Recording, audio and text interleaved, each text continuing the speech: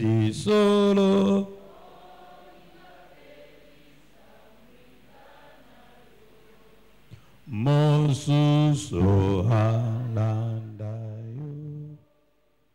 C'est ce qui nous pousse aujourd'hui à parler de la conduite du bien-aimé de Dieu. Michée nous présente un portrait de Dieu. Au chapitre 1, verset 2, il nous dit que notre Dieu est éternel. Il est avant le temps et il sera après le temps. C'est un Dieu d'actualité. Il n'est jamais démodé. C'est pourquoi lorsque Moïse lui a demandé, mais je vais leur parler de ta part, ils me poseront bien la question de savoir comment s'appelle ce Dieu qui t'envoie. Et Dieu dit à Moïse, va leur dire, je suis, m'envoie. Oh, dites avec moi, Amen. Il est le même hier, aujourd'hui et éternel. C'est un Dieu d'actualité. Il ne connaît pas de changement ni ombre de variation. Il est le même hier, aujourd'hui et éternellement.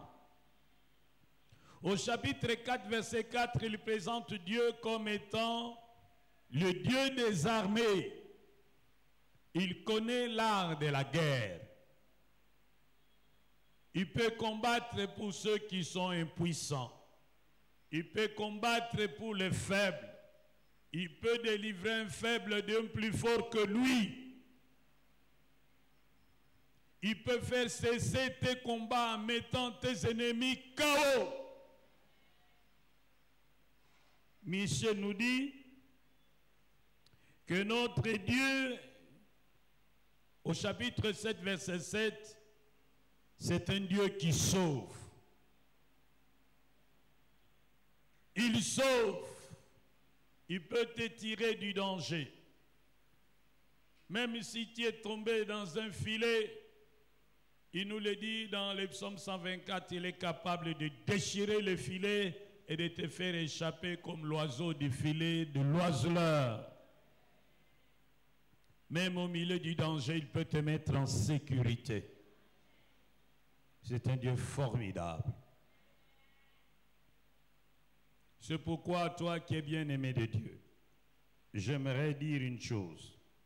Quelles que soient les contradictions que tu vis dans ta vie, ne panique pas, car celui qui est avec toi est plus fort que celui qui est dans le monde.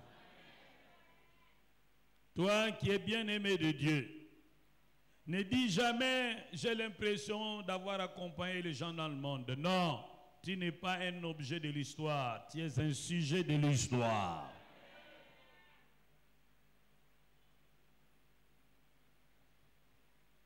N'envie pas les méchants qui réussissent dans ses voies, ô bien-aimé de Dieu. Ne l'envie pas, car son avenir est sombre, mais le tien est glorieux. N'envie pas ceux qui semblent avoir pris le devant toi. C'est une question de saison. La Bible nous dit que le bien-aimé de Dieu est comme un arbre planté près d'un courant d'eau. Son feuillage ne flétrit point. Tout ce qu'il fait lui réussit. Et la Bible précise tout cela en sa saison. J'aimerais dire quelque chose ici. Dans notre pays, nous avons deux saisons, la saison sèche et la saison pluvieuse. Lorsque dans le Bas-Congo, dans le Congo central, c'est la période de la saison sèche, à l'équateur, il pleut. Et lorsque c'est la saison pluvieuse ici dans le Bas-Congo, à l'équateur, c'est la saison sèche. Il n'est pas tout à fait normal que quelqu'un qui est ici au Bas-Congo pendant la saison sèche se plaigne du fait qu'il ne pleuve pas ici alors qu'il pleut à l'équateur. Vraiment, je ne comprends pas ces dieux. De ce côté, il n'y a pas de pluie, alors que nous apprenons à la radio qu'il y a des pluies à l'équateur. Vraiment, c'est Dieu. Non. Cela traduirait de l'ignorance. Il pleut à l'équateur parce que c'est leur saison. Il ne pleut pas dans le Congo central parce que ce n'est pas leur saison. Dans ta vie, il y a des saisons. Il y a des saisons de vaches maigres, il y a des saisons de vaches grasses. Dis à ton ami, ta saison arrive. À chacun sa saison. Lorsque ta saison sera là, que ton oncle soit d'accord ou pas, tu vivras ce que tu vivras. Lorsque ta saison sera là, que ta tante soit d'accord ou pas, tu vivras ce que tu vivras. Dieu dit, j'agirai. Qui s'y opposera? Lorsque Dieu entre en mouvement, toute opposition est réduite à zéro.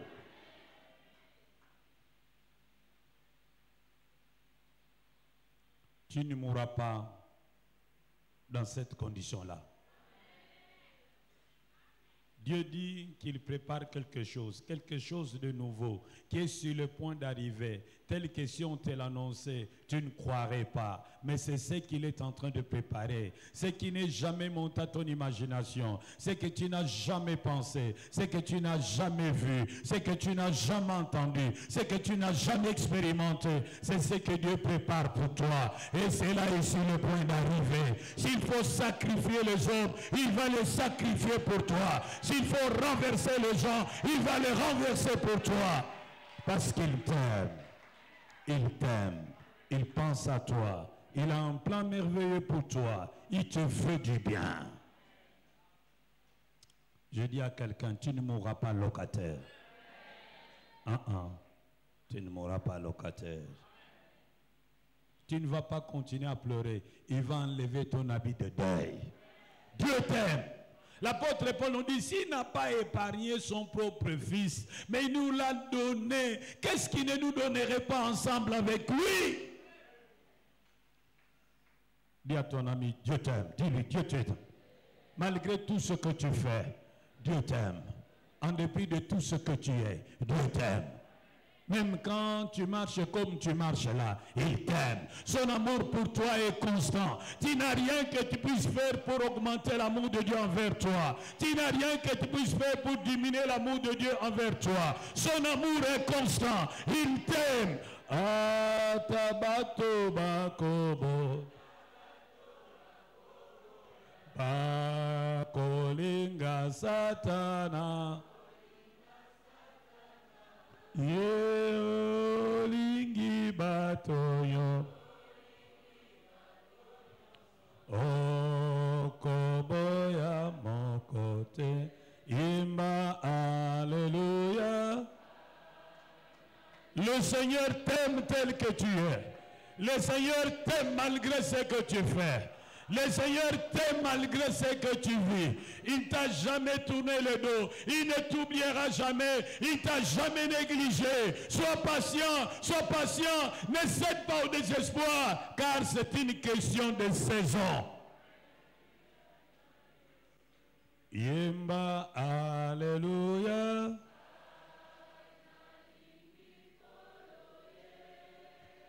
Oh Masia. Alléluia na Yesu.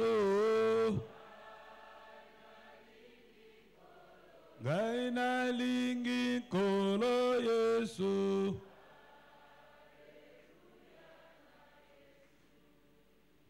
Même si tu as atteint un certain âge, tu es locataire, tu n'as pas de maison à Kinshasa, tu n'as pas de maison au village, tu es célibataire, sans enfant, sans travail, ne doute pas un seul instant de l'amour de Dieu pour toi. Il t'aime. Il a un projet merveilleux pour toi et il accomplira. Nous disons bien Amen. Face à un tel Dieu, qu'est-ce que Dieu doit trouver en nous pour qu'il soit content? D'abord, il doit trouver les 3 vertus théologales dans ta vie. Les 3 vertus théologales nous sont données dans 1 Corinthiens 13, verset 13. Dieu veut trouver dans ce bien-aimé la foi, l'espérance et la charité. Si tu es vraiment bien-aimé de Dieu, il faudrait que lorsque Dieu s'approche de toi et te regarde, il voit ces 3 choses. La foi, l'espérance et la charité. Bien-aimé de Dieu, ne doute pas de Dieu. Dieu n'est pas un menteur. Dieu n'est pas un homme pour se repentir. Il est impossible que Dieu mente.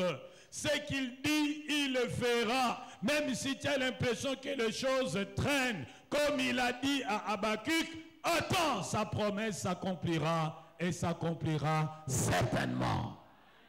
Il n'agira jamais trop tard, jamais trop tôt. Il agira au temps marqué.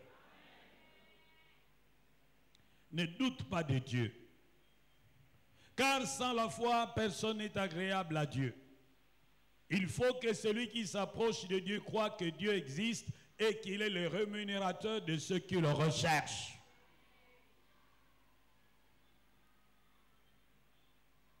Crois.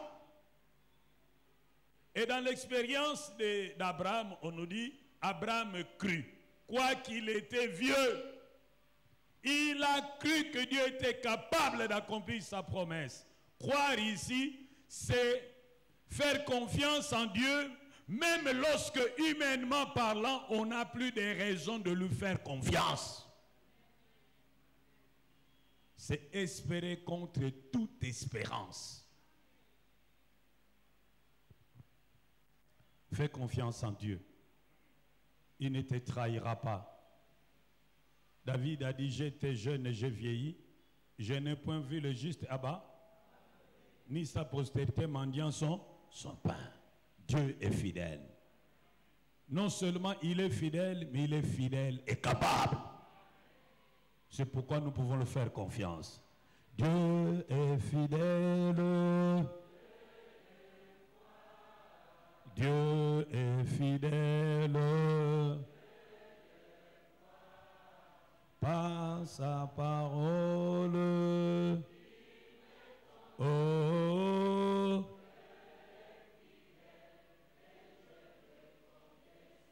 Même si nous devenons infidèles, lui demeurera fidèle parce qu'il ne peut pas se renier lui-même. Dieu est fidèle. Ce qu'il a promis, il accomplira certainement. Nous pouvons nous appuyer sur lui sans crainte de tomber. Dites encore Amen. Crois seulement. Toute chose est possible à celui qui croit. Ne doute pas. Fais-lui confiance. Deuxième chose, toujours dans les vertus théologales, la deuxième vertu théologale que Dieu voudrait trouver chez ses bien-aimés, c'est l'espérance. L'espérance, c'est le fait d'attendre le meilleur qui est sur le point de faire irruption.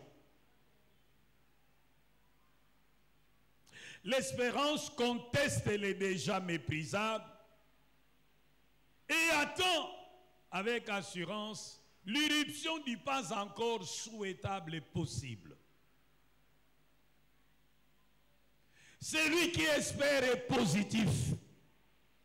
Il a des attitudes positives. Il a des paroles positives. Il a des réactions positives. La négativité est loin de lui. Il n'envisage pas ce qui est négatif. Quand il envisage l'avenir, c'est toujours d'une façon positive. C'est celui-là qui a de l'espérance. La Bible nous dit dans Romains 12, verset 12, « Réjouissez-vous en espérance, soyez patients dans la tribulation, persévérez dans la prière. » Celui qui a de l'espérance n'est pas plaintif. Celui qui a de l'espérance se réjouit. Il a une joie qui ne dépend pas des circonstances. Celui qui a de l'espérance est patient. Il ne se décourage pas vite. Celui qui a de l'espérance, il prie sans cesse jusqu'à ce qu'il reçoive ce qu'il cherche dans ses prières. Il a de l'espérance. Il y a un philosophe allemand du nom Ernest Bloch qui a écrit un livre, Le Principe Espérance. Et dans son livre, il dit avec raison que celui qui cède au désespoir devient dangereux. Beaucoup de gens font des bêtises parce qu'ils sont dans le désespoir. Beaucoup de gens versent dans la compromission parce qu'ils sont dans le désespoir. Beaucoup de gens prennent de mauvaises voies parce qu'ils ont versé dans le désespoir. Ne cède pas au désespoir. Tu n'es pas de la race de ceux qui désespèrent. Le premier qui entrera dans l'enfer, c'est le désespéré.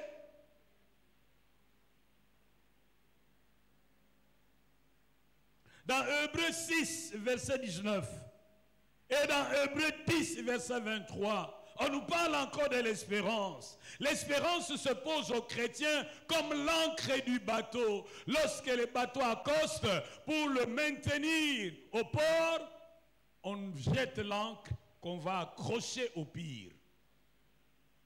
Lorsque le vent souffle, le bateau restera en place parce que l'ancre va l'empêcher de partir.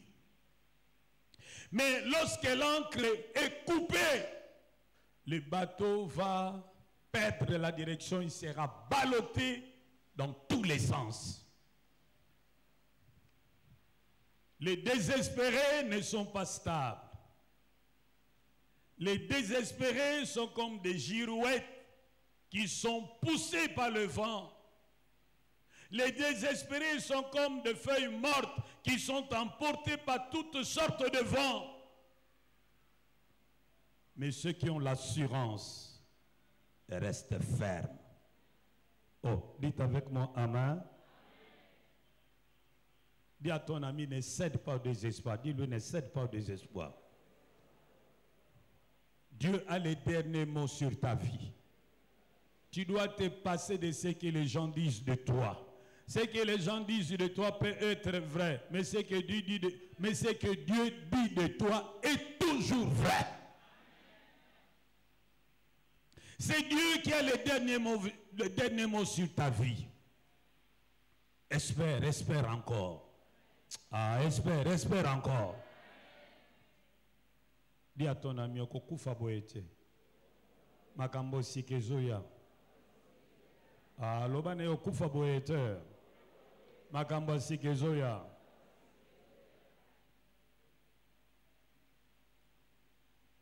Kalamingite, bagotalomba la mi balé.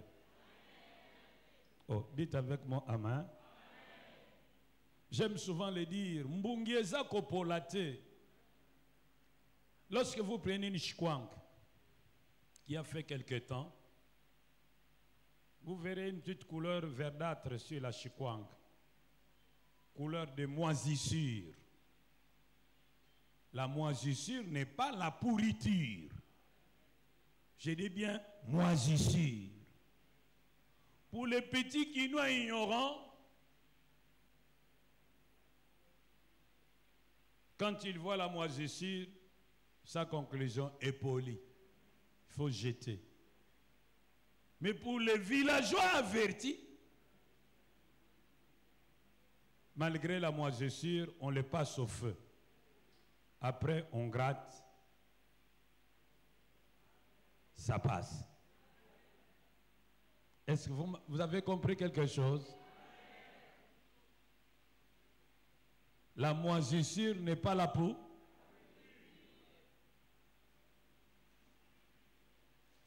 La moisissure est comme une poussière sur de l'or. Ne jetez pas cet or. Époussiétez. Il va briller à nouveau. Oh, dites avec moi, Amen. Ne désespère pas. Quel que soit ce que le médecin t'a dit, ne désespère pas. Dieu peut te surprendre agréablement. Oh, dites avec moi amen. Le miracle est un fait divers à notre Dieu. Parce qu'il est tout puissant. C'est pourquoi ne désespère pas. Ne te compromets pas. Ne trahis pas ton Dieu. Reste constant avec lui. Attends, il se lèvera. Ton Rédempteur se lèvera le dernier. Enfin, la dernière vertu théologale que Dieu voudrait trouver chez ses bien-aimés, l'amour. Tu dois aimer Dieu par-dessus tout. Tu dois aimer Dieu plus que tu aimes l'argent. Tu dois aimer Dieu plus que le pouvoir. Tu dois aimer Dieu plus que le diplôme. Tu dois aimer Dieu plus que le poids. Tu dois aimer Dieu plus que la promotion. Tu dois aimer Dieu plus que la gloire. Tu dois aimer Dieu plus que le mariage. Tu dois aimer Dieu plus que la maternité. Tu dois aimer Dieu plus que tout. Et tu dois sacrifier Dieu sur aucun autel. Ce serait mal fait. Car Jésus dit, à quoi servirait-il à un homme de gagner le monde entier s'il perdait son âme?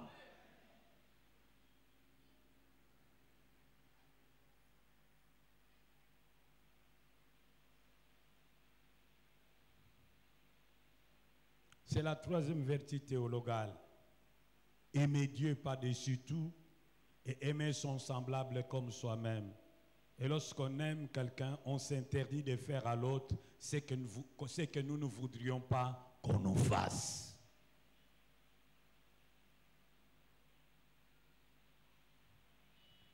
Deuxième chose, qu'est-ce que Dieu aimerait trouver dans la conduite du bien-aimé? C'est la pratique de la justice. Dieu veut que ses bien-aimés pratiquent la justice.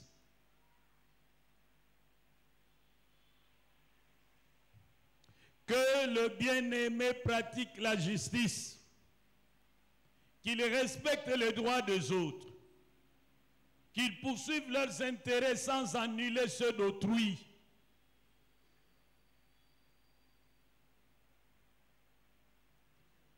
Vous devez dire non à toute forme d'injustice basée sur la tribu. Vous devez dire non à toute forme d'injustice basée sur le genre. Vous devez dire non à toute forme d'injustice basée sur la religion. Vous devez dire non à toute forme d'injustice basée sur la race. Même si la tête de cet homme ne vous plaît pas, mais dans la mesure où par rapport à la loi, il remplit les conditions, donnez-lui ce qui est à lui. Nous devons pratiquer la justice et pour ceux qui gèrent nos libertés, ils doivent dire les droits comme il se doit. Ne condamnez les coupables, absolvez l'innocent. Même si vous recevez les ordres d'en haut, pour condamner l'innocent et absoudre le coupable, dites à votre chef, c'est de l'infamie, je ne le ferai pas.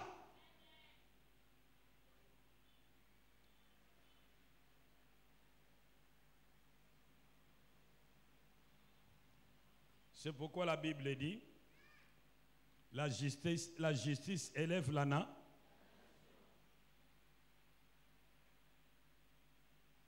Mais lorsque dans un pays comme le nôtre, on arrête les koulouna et ceux qui volent les sardines dans les marchés, mais on laisse les voleurs en cravate qui volent des millions d'argent, c'est difficile que nous sortions de notre ornière.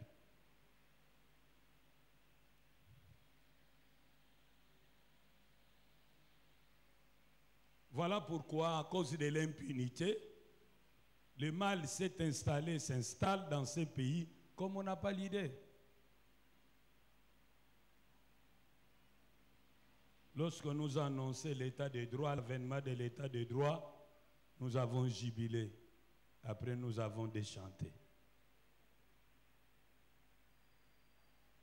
Nous ne savons pas où nous allons comme ça. Alors, tout le monde qui vient au pouvoir, je ne dis pas tout le monde, beaucoup de ceux qui viennent au pouvoir, ils sont comme dans une compétition dans le domaine du vol. On veut savoir qui vole plus. C'est pourquoi ils ne volent pas 10 000 $, ils volent toujours des millions. Tel a volé 10 millions, un autre a volé 200 millions, un autre a volé 30 millions. Et il roule chaos au vu aussi de tout le monde. Nous ne comprenons pas où nous allons. Je crains qu'un jour on commence à vendre le jugement dans des kiosques.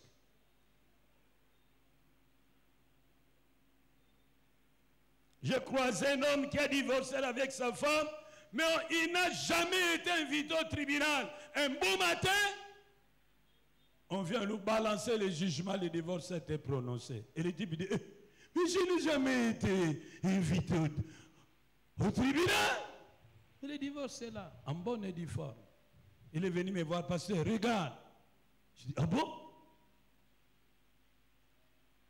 Maintenant, mais parce que je ne sais pas ce que je vais faire. On vient me signifier le jugement. Je lui dis, ne discute pas parce que la raison du plus fort est toujours la même. Accepte seulement. La vie est faite des rencontres et le fait des séparations. Peut-être qu'on t'est convoqué, mais l'invitation était réussie, était déposée à une autre adresse. Mais cette fois, avec le jugement, on connaît la bonne adresse. Tu l'acceptes seulement. Maintenant, je vous parle, ils sont déjà divorcés. Mais il n'a jamais été convoqué au tribunal.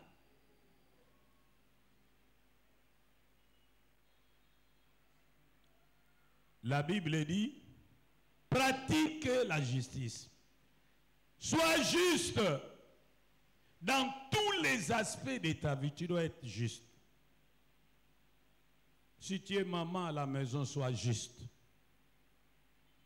Si tu as dans ta maison ton petit frère et le petit frère de ton mari, sois juste dans la manière de partager les repas. Parce qu'il y a des mamans qui sont injustes. Dans l'assiette de son beau-frère, il met le riz en secouant la cuillère. Le riz chaud, quand vous secouez, ça monte. Vous voyez qu'il y a beaucoup. Et puis, il met un peu de légumes et il met l'aile du poulet dessus. Ça, c'est dans l'assiette rouge. Dans l'assiette bleue de son petit frère, elle met d'abord la fondation, la cuisse. Mais la cuisse. Et puis il va mettre les riz avec compresseur, rouleau compresseur. Les riz chauds avec un rouleau compresseur. Elle va s'arranger pour que ça soit au même niveau. Puis il met les légumes, il met encore l'aile. Et telle sorte que le beau-frère verra que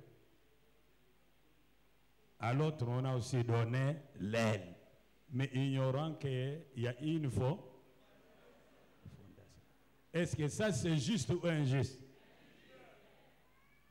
Il y aura un jour où le beau-frère va dire, je ne mange pas dans l'assiette rouge, je vais prendre l'assiette bleue. Et vous allez voir comment la femme va se fâcher. Non, c'est la même chose. Pourquoi tu prends l'assiette? Mais si c'est la même chose, pour ça doit te déranger. Et ce jour-là, le beau-frère va découvrir que l'assiette bleue a une fois. Et ça, c'est juste ou injuste? Injuste. Quand il y a le deuil chez ta femme, tu envoies l'enveloppe, tu n'as pas le temps. Mais quand il y a le deuil chez toi, la femme doit aller passer la nuit là-bas. Est-ce que c'est juste ou injuste? Injuste. L'injustice dans la famille peut être à la base des rivalités, des jalousies et même de meurtres. Dans la famille de Joseph, Joseph était bénéficiaire de l'injustice de son père. On lui donnait une belle tunique qu'on ne donnait pas aux autres. C'est ce qui a suscité la jalousie, la haine. Ils ont même planifié de les tuer. N'eût été l'intervention de Benjamin, on l'aurait tué. Ne soyez pas injustes, chers parents. Que certains enfants vont étudier en Europe et les autres doivent étudier à Sekomaf. Même s'il ne dit rien, mais ça bouillonne au fond de son cœur. Donnez à tous les enfants les mêmes chances. Soyez juste. N'aidez pas seulement votre famille, mais aidez aussi la famille de votre femme. Dis qu'il a mende, dis qu'il a tout. Je parle en langue. Vous êtes baptisé du Saint-Esprit. Vous êtes capable d'interpréter. Nous disons bien Amen. Soyez juste. Pratiquez la justice. Dénoncez l'injustice. D'où qu'elle vienne. Même si elle vous profite. Dénoncez ça. Il est parfois difficile de dénoncer l'injustice lorsqu'elle nous profite. Mais tel ne devrait pas être le comportement du bien-aimé. Il faut dénoncer l'injustice, d'où qu'elle vienne. Il y a combien de généraux dans l'armée? Alors qu'on nous dise un peu leur tribu. Pourquoi cette tribu doit avoir plus de généraux que les autres? Il faut dénoncer ça. Ceux que vous avez formés là, où est-ce qu'ils ont été recrutés? Quel est leur cursus dans l'armée? Où est-ce qu'ils ont été formés? Vous avez négocié, vous les avez pris des CNDP, vous les avez versés dans l'armée et vous leur avez bombardé des grades au détriment de ceux qui ont suivi le processus normal. Quelle injustice!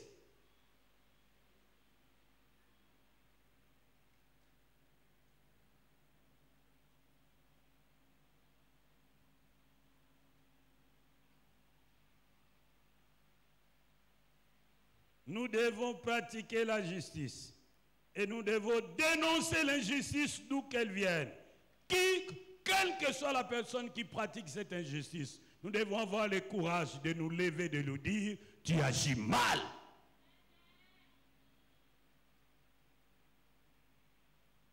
Qu'est-ce que Dieu voudra encore trouver dans les chefs? Toujours au niveau de la justice, nous devons savoir défendre les droits des faibles, les droits des marginaux, le droit de veuves, le droit des orphelins. Nous devons être la voix des sans-voix. Un chrétien ne doit pas être comme un chien muet qui n'aboie pas devant des violations des droits de l'homme.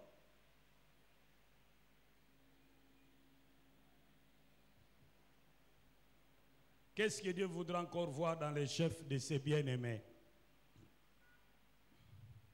Il doit aimer, dans ma traduction, la loyauté. Dans d'autres traductions, nous dit, il doit aimer la miséricorde.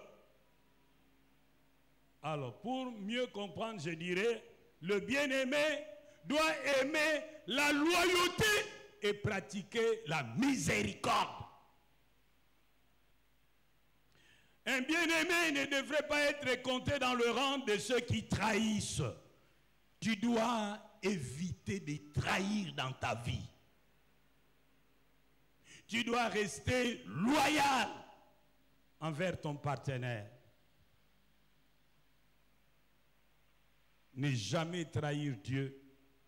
Ne jamais trahir la famille. Ne jamais trahir l'Église. Ne jamais trahir la nation.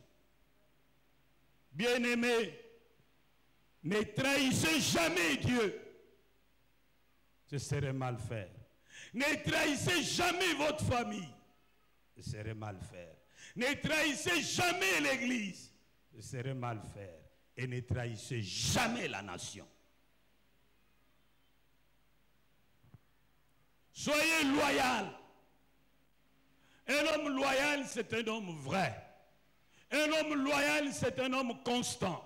Un homme loyal, c'est un homme qui sait respecter son engagement. Un homme loyal n'est pas versatile.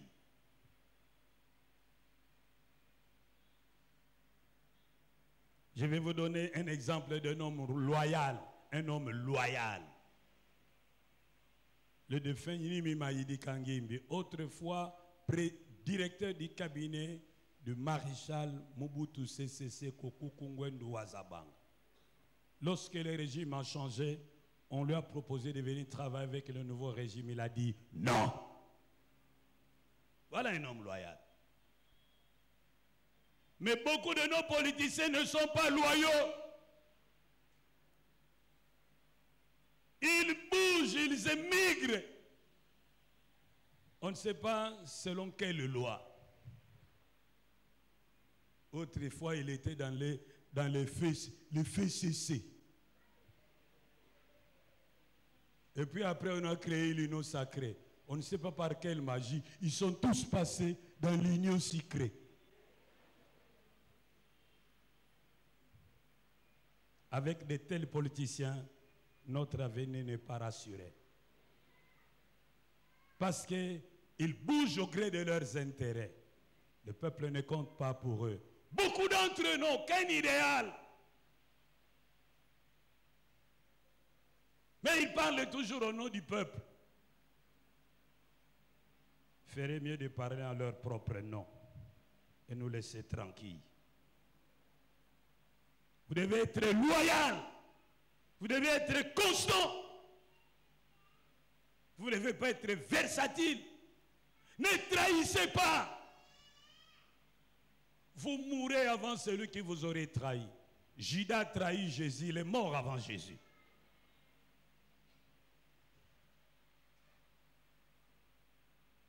On nous dit, vous devez pratiquer la miséricorde.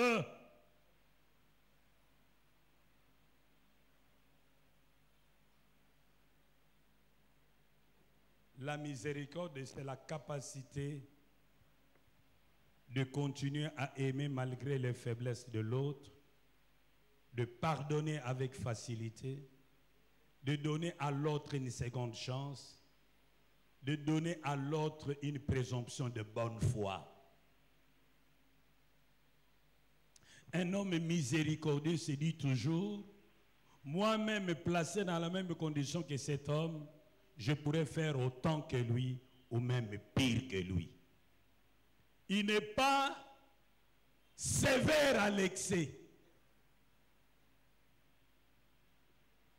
Un juge miséricordieux, lorsque la loi lui dit que cet homme, à cause de cette infraction, doit être condamné de 5 à 10 ans, entre 5 et 10 ans, dans sa souveraineté, parce que le juge est souverain lorsqu'il rend son jugement, devant sa conscience, considérant la loi, et considérant également les circonstances qui entourent cette faute. C'est quand même un père de famille. Il n'a jamais fait la prison. Mais si je l'ai condamné à 10 ans, que deviendront ses enfants? Que deviendra sa femme? C'est vrai qu'il a mal agi. Au lieu que je le condamne à 10 ans, je le condamne à 5 ans. Je n'ai pas violé la loi parce que la loi me permet de condamner entre 5 et 10 ans. Et comme je suis miséricordieux, je lui donne le minimum.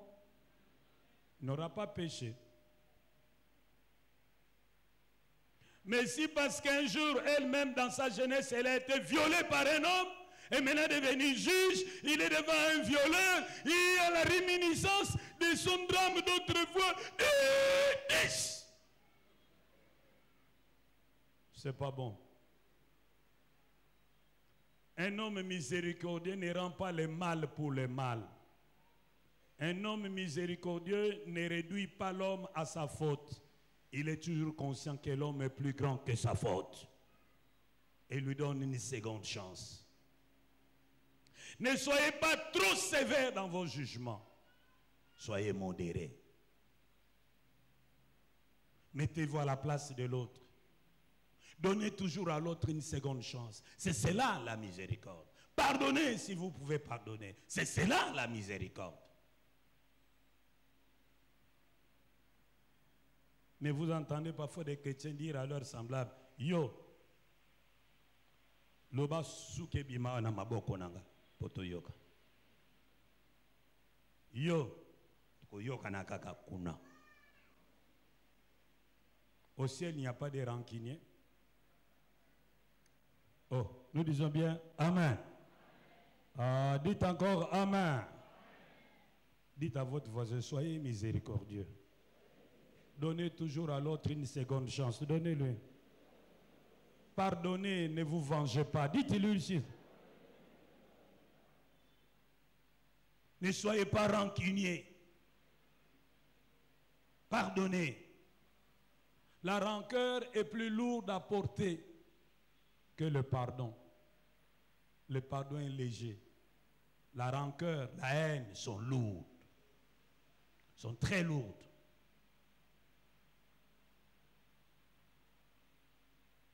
Nous pouvons avancer? Est-ce que nous pouvons avancer?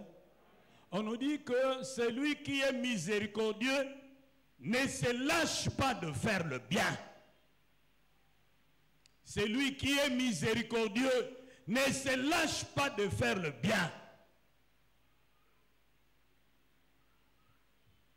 Un jour, un homme de bien était au bord d'une rivière. Il a vu un scorpion passer. Le scorpion était emporté par les eaux. Le scorpion ne savait pas sortir de l'eau. Pris de compassion pour le scorpion, il tendait la main pour sauver le scorpion et le scorpion le piqua. Mais le scorpion était toujours emporté par les eaux. Il s'approcha de nouveau, toujours soucieux de sauver le scorpion. Il le piqua à nouveau. Troisième fois, il le piqua à nouveau. Et puis il alla chercher un morceau de feuille et retira le scorpion des eaux. Un autre type qui était à ses côtés lui dit: ah, Baba, comment tu peux être si bête? Celui que tu veux sauver, tu as déjà piqué 3 fois et tu continues à le sauver. Et cet homme de lui répondre: c'est dans ma nature de faire le bien. Et c'est dans sa nature, le scorpion, de faire le mal. Sa nature ne peut pas changer la mienne. Je reste ce que je suis. Que l'ingratitude de ceux que tu as aidés ne te décourage pas à continuer à faire le bien. Beaucoup de gens ne font plus de bien aux autres parce qu'ils ont été victimes de trahison, d'ingratitude, de manque de loyauté. Non, si vous vous dites que vous ne voulez plus faire de bien parce que les gens ont été malhonnêtes envers vous, ingrats envers vous, la vérité est la suivante. C'est que vous leur faisiez le bien en attendant qu'ils vous retournent le bien. Non, vous devez continuer à faire le bien et attendre votre récompense de la part de l'Éternel. Parce que l'homme est par nature comment, hein? Ingrat. L'homme est par nature ingrat. Si vous avez aidé plusieurs personnes et que quelques-unes sont rentrées vous exprimer leur reconnaissance, dites-vous bien que c'est un témoignage. Jésus, vrai Dieu de vrai Dieu, vrai homme de vrai homme, a guéri 10 lépreux. Combien sont rentrés? Hein? Si lui, tout Dieu qu'il est, il n'a réussi que 10% de reconnaissance, et toi et moi. Continuons à faire le bien sans jamais nous lasser, car si nous nous lassons, nous moissonnerons autant convenable. Fais le bien. Dis à ton ami, ne te décourage pas, continue à faire le bien. Il y a même un adage qui dit Boula Mouzoba. Bango moko bazoba. Bisto continue comme ça la bola. Parce que le Boula Mouzoba, c'est que nous n'avons pas zazoba. Parce que biso malgré ma bête au salaka, à salaka biso kakabola. Soyons comme notre Père, faisons le bien sans jamais nous lasser. Oh, dites avec moi amen. Je ne vais plus payer les minérales de XY parce que ceux XYZ, moi c'est moi qui les ai fait tirer, qu'est-ce qu'ils font pour moi? C'est leur affaire, toi paie encore pour cet homme-là. Ne te fatigue pas, fais le bien. Même si tu ne reçois rien en retour, fais le bien. La Bible dit, heureux ceux qui meurent dans le Seigneur, car ils se reposent de leur travail et leurs œuvres les suivent. Nous serons récompensés, si pas ici, dans l'au-delà. On se souviendra de vous pour le bien, pour le mal que vous aurez fait aux gens.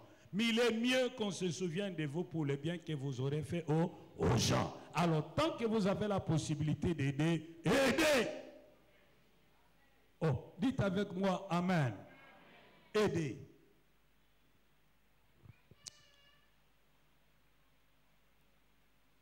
Quatrième et dernière recommandation.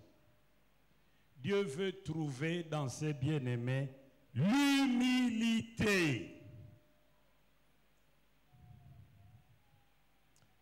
Celui qui est humble connaît ses limites. Celui qui est humble est perméable à la correction. Celui qui est humble est perméable à l'enseignement. Celui qui est humble reconnaît également la valeur des autres et sait valoriser les autres. Celui qui est humble n'humilie pas les autres. Ne marche pas sur les autres. Ne piétine pas les autres. Celui qui est humble n'exige pas qu'on le respecte, mais il respecte les autres. Soyez humble. Soyez humble parce que l'humilité précède la gloire. Soyez humble. Il y a toujours quelqu'un qui vous dépasse. Vous n'êtes pas plus intelligent que tout le monde. Il y a toujours un plus intelligent que toi. Soyez humble. Ne méprisez pas ceux qui n'ont pas ce que vous avez. Soyez humble. Respectez ceux qui n'ont pas ce que vous avez. Interdisez-vous d'humilier qui que ce soit. Honorez tout le monde. Car l'homme qui est en face de vous, c'est un projet. Vous ne savez pas ce qui deviendra demain. La roue tourne. Aujourd'hui, vous êtes au-dessus, lui, il est en bas, mais il va tourner. Demain, il sera en haut et vous serez en bas. Soyez humbles. Sachez que vous n'êtes pas les premiers à occuper ces postes. Vous les quitterez demain. Soyez humbles. Même si vous êtes montés très haut, nous sommes restés au pavé. Continuez à nous respecter, parce que lorsqu'on va vous balancer là-bas, c'est nous qui allons vous accueillir ici en bas.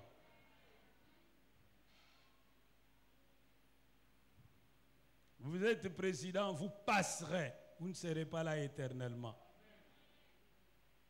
Alors, gérez d'une manière telle que, même après avoir quitté vos fonctions, vous soyez libre de circuler, d'aller au marché sans que quelqu'un vous dérange. Soyez humble. Apprenez à apprécier les autres, à féliciter les autres, à élever les autres. Ne parlez pas du mal des absents. Parlez toujours en bien des absents. Ne dites jamais rien de quelqu'un qui n'est pas là, que vous aurez honte de répéter en sa présence.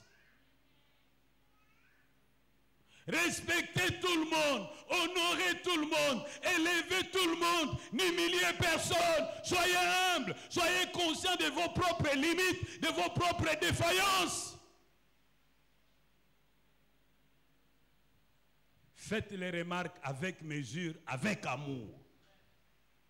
Ne le faites jamais en public, en aparté. Nous disons bien Amen. Je ne vous entends pas. Dites bien Amen. Celui qui est humble obéit facilement. C'est pourquoi dans la traduction légale, on dit Bozalabatuyaboto botos. Celui qui est humble n'est pas rebelle. Il obéit facilement. Il respecte facilement. Beaucoup de gens disent qu'ils sont reconnaissants. Moi, je ne suis pas ingrat. Je pose une question ici dans cette salle. Qui est ingrat? Ça va rester entre nous, on ne va rien. Dis, quand on a une vidéo, qui est ingrat? Personne. Nous disons tous, nous sommes reconnaissants, pleins de gratitude. C'est possible. Mais j'aimerais seulement poser une question. Qui a prié pour son maître de l'école primaire qui lui a appris à écrire I-O-E, là, papa, maman? Il a prié pour lui ce matin pour que Dieu le garde là où il est, qu'il le bénisse et qu'il prenne soin de ses enfants. Qui a prié pour lui? Vous voyez que quelque part, il y a quand même une petite dose d'ingratitude.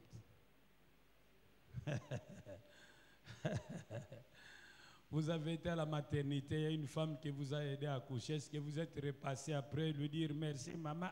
Est-ce que vous êtes repassé? Vous dites, elle n'a fait que son travail et puis j'ai payé mon argent. Vous pensez qu'avec l'argent, on peut tout s'arroger? Hein? Nous devons être récords. Très important. Sinon, nous allons fermer les portes aux autres. Mais nous devons aussi être humbles.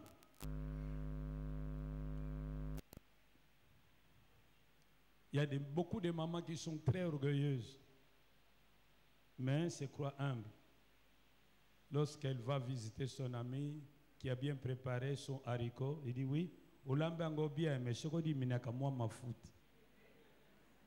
Elle apprécie en dépression. Ça, c'est un signe d'orgueil.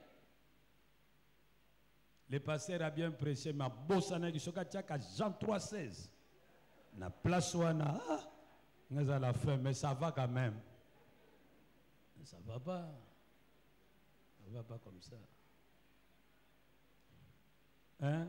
Bayembi bien, mais à l'auto Ezaki n'a fallait mata moi, mais ténor Ezaki bien, soprano et crochet qui m'occupe. Quand dengue moi souffle côté moi de médias, hein? Orgueilleux. Les Quinois disent tiens assez, modéré. Yipsa mwenye nous doser, le bane. Au l'équipe batunion c'était le bane doser, l'équipe batunion c'était. Ils appellent n'abatu ba l'équipe doser. Est-ce que je me fais comprendre? Hein? Na lobini ni do. Maintenant, je m'arrête. J'aimerais poser quelques petites questions.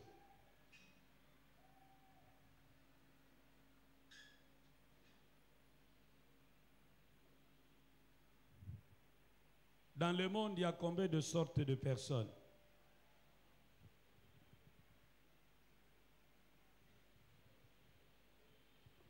Oui, papa. Batuboni Bazana Mouki. Selon les messages que nous venons de suivre, il y a combien de sortes de personnes au monde?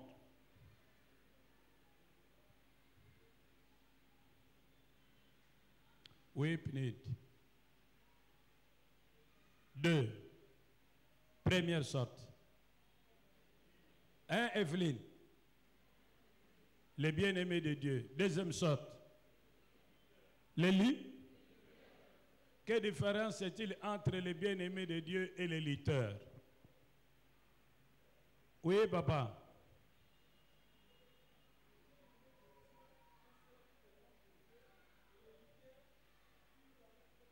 Voilà, les bien-aimés de Dieu dépendent de Dieu, mais les lutteurs dépendent d'eux-mêmes, comptent sur eux-mêmes.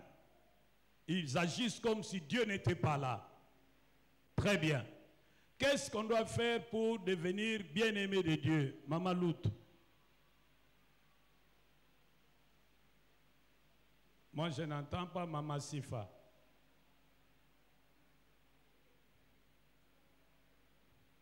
Vous avez entendu ce qu'elle a dit? Qu'est-ce qu'elle a dit?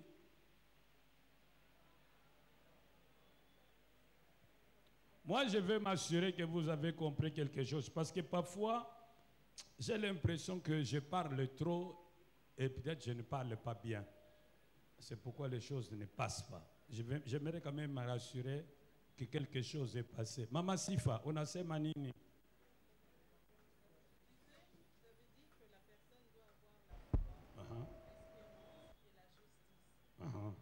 Très bien. Qui a quelque chose à ajouter à ce que Maman Sifa dit? Qu'est-ce qu'on doit faire pour passer du statut de lutteur à celui de bien-aimé de Dieu? Qu'est-ce qu'un homme doit faire pour passer du statut de lutteur à celui de bien-aimé de Dieu? Mouzé, on a ces manières.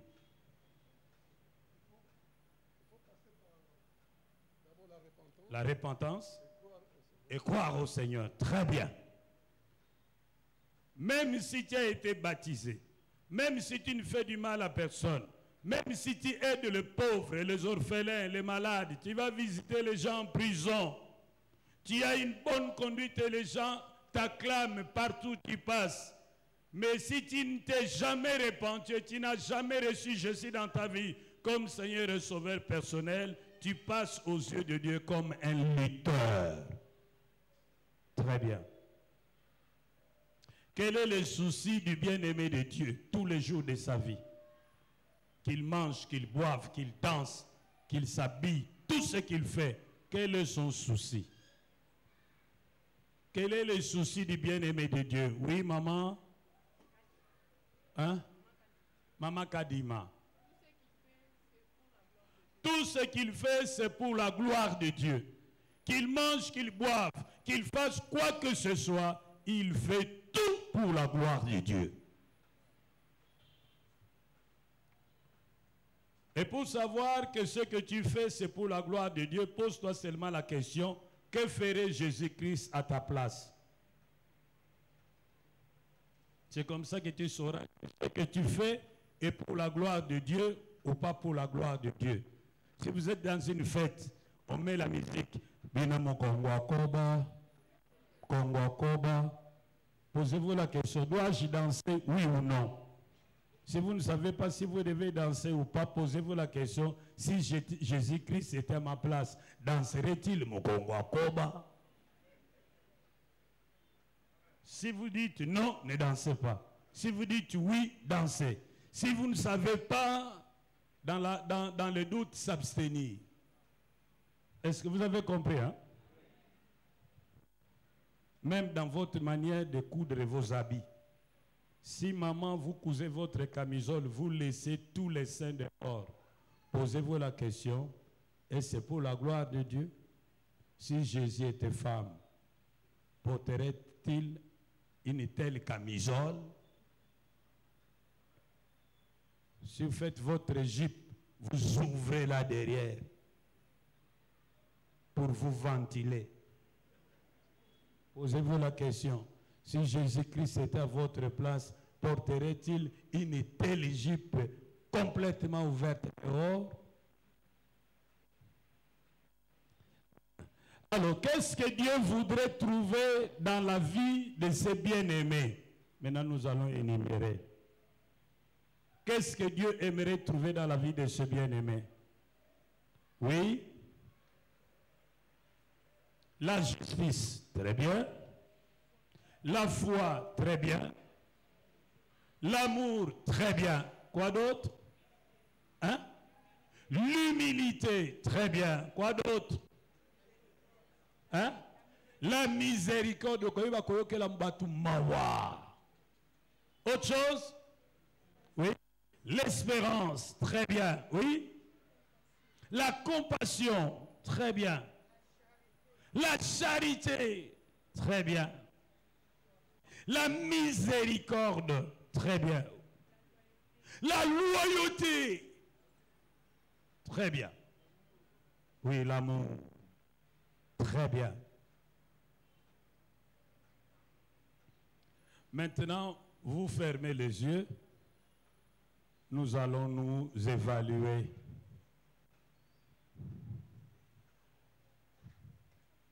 Je vais poser des questions. Si vous trouvez que ça ne marche pas, vous vous levez.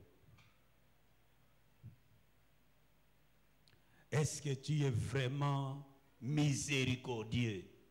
Oyoke la kabatu mawa, olimbisa kana pete. Ceux qui ont oyoke la kabatu mawa, olimbisa kana pete. Vanda. Ceux qui ont que oyoke la kabatu mawa, mais que limbisa, ils sont moins compliqué tellement. Nazongeli, yo tellement, merci beaucoup. Oyoke la kabatu mawa. Pe olimbisa kana pete. Ceux qui zabongo tikala kovanda. Ceux qui zabongo telema. Olimbisa kana pete.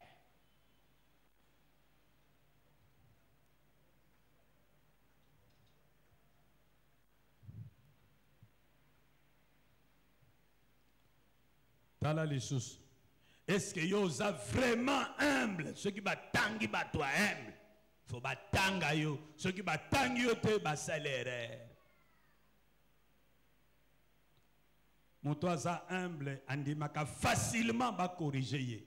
Moto za humble andimaka facilement bateya ye. Moto za humble a tombola kabaninga na pete. Est-ce que ça bongo pona yo? Ceux qui bongo te tellement.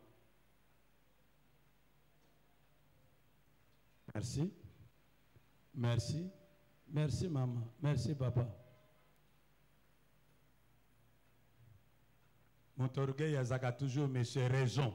Il est toujours sur la défensive. Merci.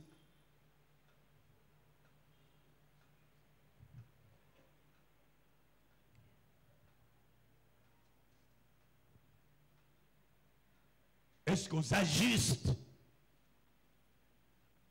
Quand on a sem, au Kabbalah, qu'on a juste au l'exarati. Ou bien aux hommes, on a favoritisme. Ce que on dit que aux hommes pensent juste était tellement. Merci ma soeur. Merci maman. Merci papa. Merci papa.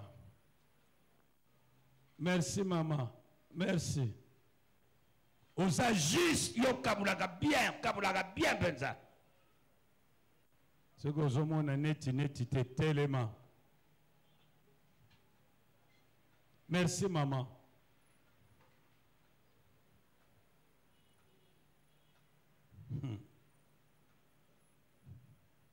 Aux a loyal, jamais au trahi ça.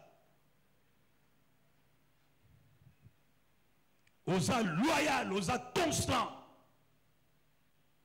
Ce que mon les a bon tellement.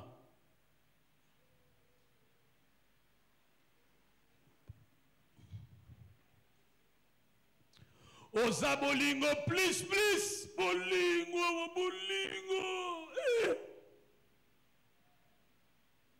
Batunyon so appelle ça témoignage wa bolingo. Muta bolingo akabaka na pete ya kotindika mate. Pesa la ke plaisir soki asungi mutu pe akobeta tango te. Soko moni eza bongo te telema. Ata bato basalo mabe yo lingaka kaka bango. Parce que bolingo ya wana bazolo bela we ponaka te.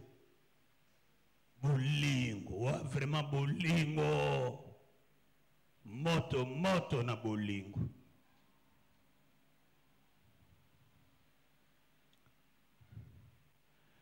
Foi au doutakate.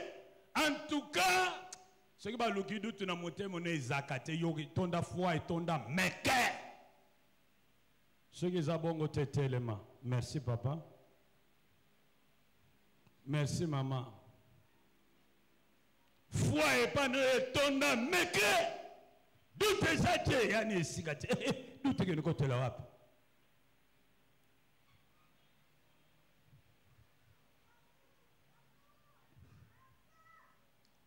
Espérance, jamais au bungise likia, jamais au désespérant, aux aga toujours positif, jamais au se plaignant, yo se pana yo, alléluia, nzamba zwalukumu, lo bien kobonga. Ce que zabongo te telema.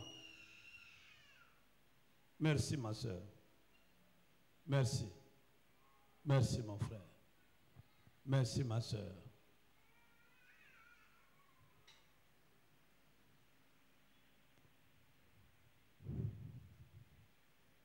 Ce qui n'a pas été toté, c'est ne lokomoni et zangio.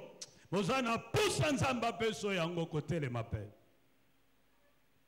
Nako dev soma lobate yomoko solola na nzambe na yo. Parle à ton Dieu. Dis à Dieu ce que tu aimerais qu'il sache.